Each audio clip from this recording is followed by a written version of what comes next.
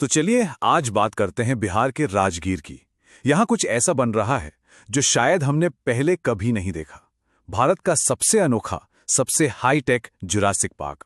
एक ऐसी जगह जहां टेक्नोलॉजी की मदद से प्रागैतिहासिक दुनिया को फिर से जिंदा किया जा रहा है। जरा सोच कर देखिए, अगर हम साल 2026 में जुरासिक युग की सैर कर पाएं तो एक टाइम मशीन से बाहर निकलें, लेकिन लाखों साल पीछे नहीं, बल्कि आज के दौर में ही, अतीत के एक बेहद शानदार और जीते जागते मॉडल के अंदर। यहां जो डायनासोर मिलेंगे वो सिर्फ बेजान मूर्तियां नहीं हैं। नहीं, वो विशाल हैं, हिलते डुलते हैं, दहाड़ते हैं और ऐसा लगता है मानो वो सच में हमारे सामने सांस ले रहे हों। और माहौल को और असली बनाने के लिए यहां एक नकली ज्वालामुखी भी है। जी हां, जो गड़गड़ाता है, जिसमें से रोशनी निकलती है, बिल्कुल वैसा ही जैसा उस जमाने में होता होगा। और इस सफर में हमारा गाइड कौन होगा? एक पुराना, समझदार और बात करने वाला पेड़ जो एआई की मदद से हमें उस दौर के सारे राज बताएगा। ये कोई साइंस फिक्शन फिल्म का सीन नहीं है, ये राजगीर की आने वाली हकीकत है। तो आखिर क्या क्या है इस नई प्रागैतिहासिक दुनिया में? चलिए जरा और करीब से जानते हैं कि ये पार्क इतना खास क्यों होने वाला है। ये सिर्फ एक पार्क नहीं, बल्कि एक पूरी कहानी है। इसकी शुरुआत होती है एक विशाल कंकाल जैसी सुरंग से, और जैसे जैसे हम अलग अलग जोन से गुजरते हैं, हर कदम पर रोमांच और बढ़ता जाता है। और ये पूरा का पूरा अनुभव 4.5 हेक्टेयर के घने जंगल में फैलाया गया है, ताकि जब हम अंदर हों तो ऐसा लगे कि हम वाकई में किसी और ही दुनिया में, किसी और युग में आ गए हैं। लेकिन रुकिए, ये डायनासोर पार्क कहानी का सिर्फ एक हिस्सा है। असल में ये एक बहुत बड़े विजन का सेंटरपीस है, एक ऐसा प्लान जो पूरे इलाके की तस्वीर बदलने की ताकत रखता है। और इस बड़े विजन को हकीकत में बदलने के लिए अच्छा खासा पैसा लगाया जा रहा है, करीब 22 करोड़ रुपए। इससे पता चलता है कि ये प्रोजेक्ट बिहार के लिए कितना ज्यादा अहम है। देखिए, ये पार्क राजगीर नेचर सफारी के अंदर बन रहा है, जहां पहले से ही जू सफारी और भारत का पहला ग्लास स्काईवॉक जैसी जगहें हैं। मतलब ये सब मिलकर राजगीर को इको टूरिज्म और एडवेंचर का एक बहुत बड़ा हब बना देंगे।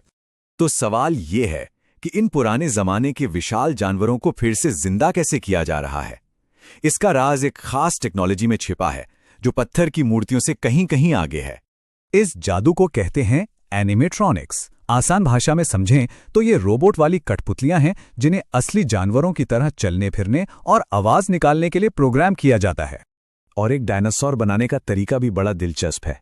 इसमें 3 चीजें लगती हैं। पहला, पावरफुल मोटर्स जो गर्दन और मुंह को असली जैसी मूवमेंट देती हैं। दूसरा, स्मार्ट सेंसर्स, ताकि कोई पास आए तो डायनासोर रिएक्ट करे। और तीसरा, सिलिकॉन रबर की स्किन, जिससे वो दिखने और छूने में बिल्कुल असली लगे, यहां तक कि सांस लेते हुए भी। और इस पार्क का स्टार अट्रैक्शन होगा एक डिप्लोडोकस। ये कितना बड़ा होगा, अंदाजा लगाइए।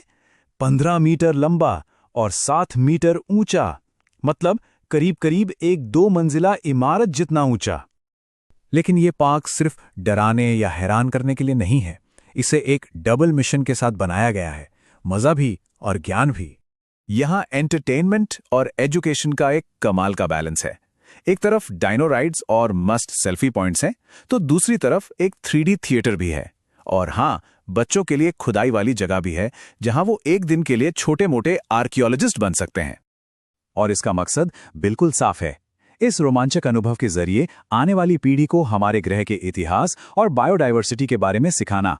तो क्या इसे सच में भारत का पहला जुरासिक पार्क कहा जा सकता है? इस सवाल का जवाब देने के लिए हमें इसकी तुलना देश की दूसरी डायनासोर वाली जगहों से करनी होगी। यहां पर फर्क बिल्कुल साफ है। देखिए, गुजरात और मध्य प्रदेश के जो पार्क हैं, वो वैज्ञानिक रिसर्च के लिए हैं, जहां असली जीवाश्मों को सहेजा गया है। लेकिन राजगीर का पार्क एक बिल्कुल नई नस्ल का पार्क है। ये एक थीम पार्क है जो पूरी तरह से टेक्नोलॉजी, एंटरटेनमेंट और एक शानदार अनुभव देने पर फोकस करता है। तो आखिर में इस बड़े प्रोजेक्ट का बिहार के लिए मतलब क्या है? क्या ये सिर्फ एक और टूरिस्ट स्पॉट है?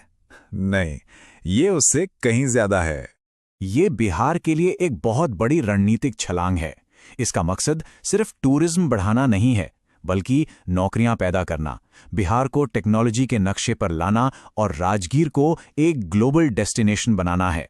राजगीर का ये डायनासोर पार्क इस सवाल का एक बहुत ही दिलचस्प जवाब देता है। ये दिखाता है कि कैसे हम मनोरंजन और शिक्षा को मिलाकर अपने ग्रह की कहानी एक नए और शक्तिशाली तरीके से कह सकते हैं। और ये हमें सोचने पर मजबूर करता है कि जब टेक्नोलॉजी से हम अतीत को दोबारा बना सकते हैं, तो सोचिए भविष्य में हम क्या कुछ हासिल कर सकते हैं।